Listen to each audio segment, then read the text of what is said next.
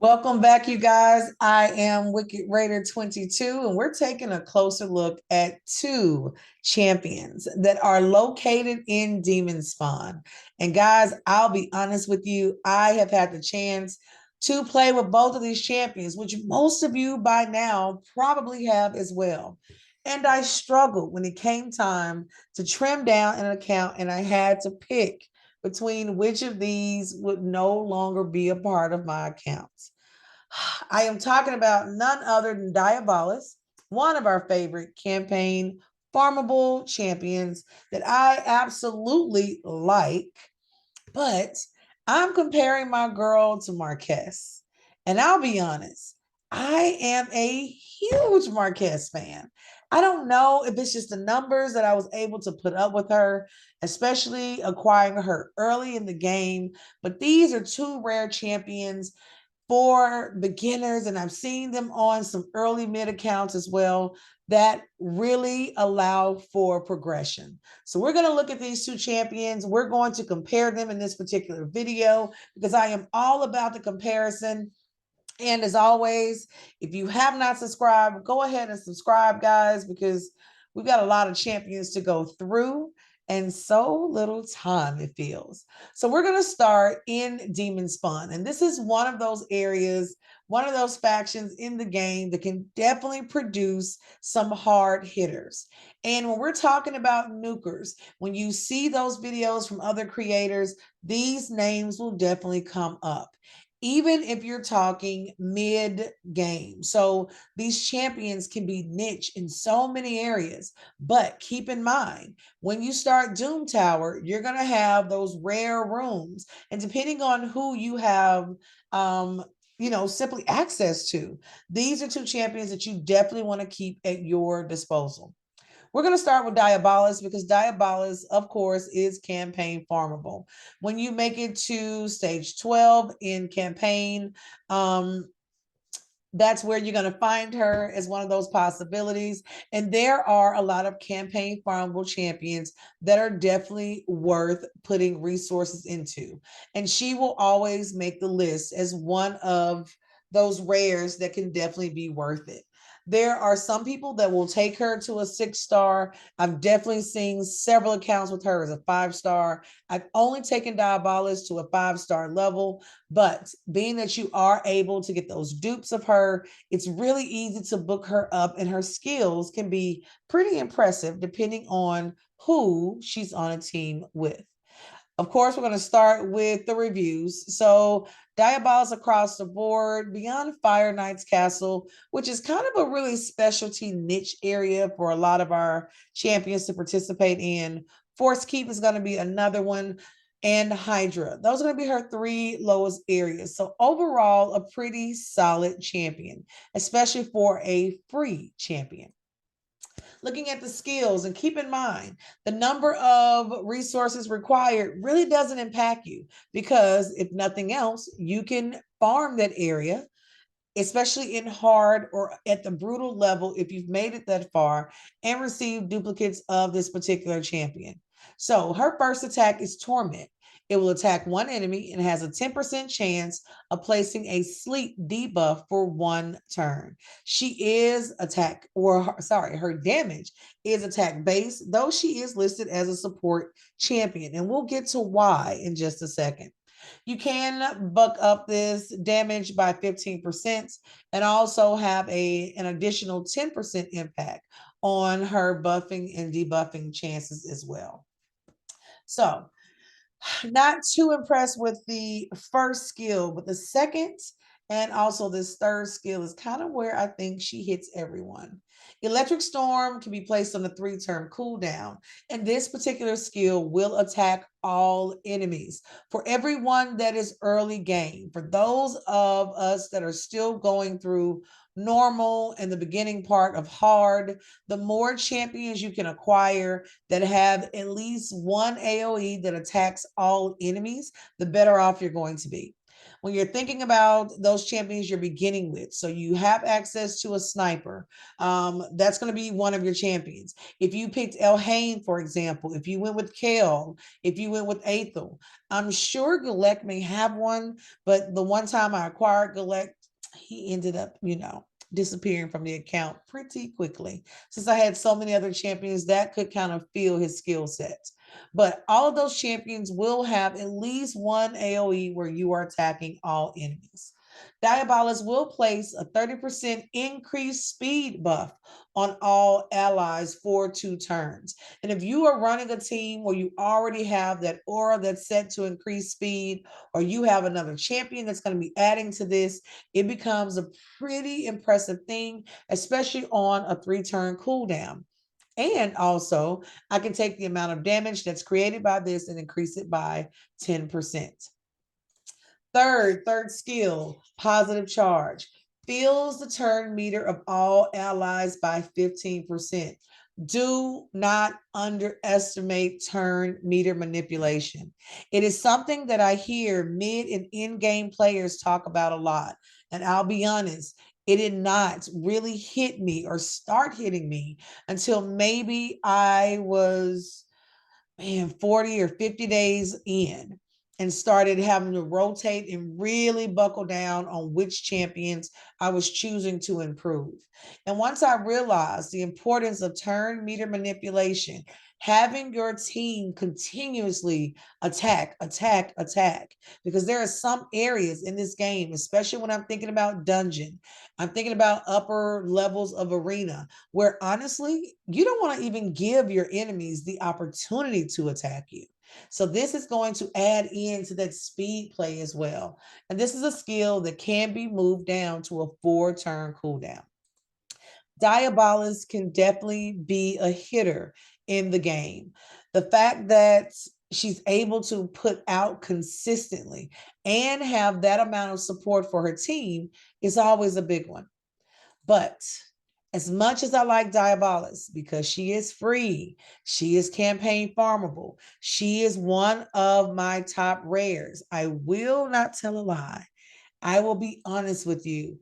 Marquess is a personal favorite. I have had the chance to move Marquess up to 5-star. I've used Marquess as a progressor for teams before, and it's one of those, even in the reviews, my girl smacks no matter what. So look, across the board, where can she be used? And my gosh, it is almost everywhere. This girl is awesome. One of my heavy hitters, actually had her on a beginning team. I pulled Marquez, got so excited because for a little while I had no idea what she could do. I tossed the gear that I had available on her, and oh my gosh. If you're thinking about early games. So guys, I'm talking about when you still have War Priest and Sniper on your team with whatever lead champion you start the game with. Like I pulled her right after I acquired Deliana, who at the time was like the 7-day login champion. So imagine a team that has, for example, Kale, Marquez, Deliana, and Sniper on it. Or I would switch out Sniper and throw in War Priest. As a beginner, we were able to move so quickly through areas of campaign that it was ridiculous. It's one of the things that really got me into the game because Marquez can throw a hit like no other. She is a defense champion. She's one of those champions that's not hard to build out, especially for a beginner when you are really trying to focus on which artifacts are going to be worth it to place on a champion and which artifacts are simply trash. But her skill set is another one that will push you to the next level. We're looking at this disdainful swipe. So attacks one enemy, has a 25% chance of placing a 25% decreased attack debuff for 2 turns. And all of her damage will be based on her defense. The one thing you guys will learn you're going to have a lot of champions whose base or their damage is based off of their attack level. And it becomes really difficult because either you run out of artifacts to use on champions or you start having to switch artifacts between champions. And that can also be one that becomes pretty tedious. The other thing is that always gets me excited whenever I look at Marquess and look at the number of resources that are needed. Really? Level 4? That's it? I've seen some champions go to level 9. So seeing her at level 4, especially for a starting account, is huge. You don't have a lot of books. You will not have access to all of the artifacts and things you need, but this champion can still push you forward. When you're able to book her up, you're going to be adding 10% damage. And you can also go in and add an additional 5% to that debuff. So getting it up to a 30% debuff for 2 turns. Now, on this second one, this is the skill. This is the one that if I could add a cooldown to any of her skill set, Crush the Weak would be the area. Crush the Weak attacks all enemies. And guys, this attack can smack in a game. It has 35% chance of placing a 15% weakened debuff for 2 turns. Deals extra damage to enemies with the weakened debuff. And trust me, that weekend will hit over and over and over again, especially if you have another champion with a similar skill, but they also have a different area or focus like support. It can be really good. You start to learn which champions work in synergy with each other, and that's going to be a big one. The amount of damage inflicted can be increased by 10% when you book this champion up. And when we're looking at this weekend debuff, we can increase the chance of it taking place by 15% as well. Going into skill number 3. Now, this is where we get a little thick. This is where the resources start kicking in. It's this third attack. Attacks one enemy and has a 75% chance of placing a freeze debuff for 1 turn. Now, here's the thing about that debuff. You can increase that debuff to 100%. If you're looking at the numbers, if you booked her fully out, we can get this to 100% chance of tossing a freeze. We can take this down from a 5-turn to a 4-turn cooldown. And you can also add an additional 20% to the amount of damage that is dealt. After all is said and done, Marquez still comes to you with an aura for faction crypts where she can increase ally defense by 15%. This girl is built tanky. Now, there are some downfalls with my girl. I know. Y'all heard the excitement in my heart when we got to it. But guys, look at the speed. Marquez can be slow. So at 89 speed, especially on the boots, I am listening. Speed on the boots, speed in a couple of areas would not hurt for this particular champion. I will say on my pay to play account and my other free account where I've acquired Marquez, the one thing I've definitely pushed myself to do is every time I acquire an artifact that has a really good speed percentage enhancement, I slap it on this particular champion. So I've been able to take her from 89, I think, up to about 125, 130. It makes a difference. You're trying to get this champion to a point where she's able to either go first or second on your team. I like it when she's first out of the block for me. I follow her up, of course, with either a champion that's throwing a shield for everyone, which is always helpful. And I like to follow that, honestly, with another nuker. So it's one of those. It depends on the team type and the team's purpose. Now, if you ask me to pick between Diabolist and Marquess, I'm going to tell you honestly, it depends on the other champions within your account. I'm going to say that again, and I want you guys to understand this. There are a lot of champions in this game.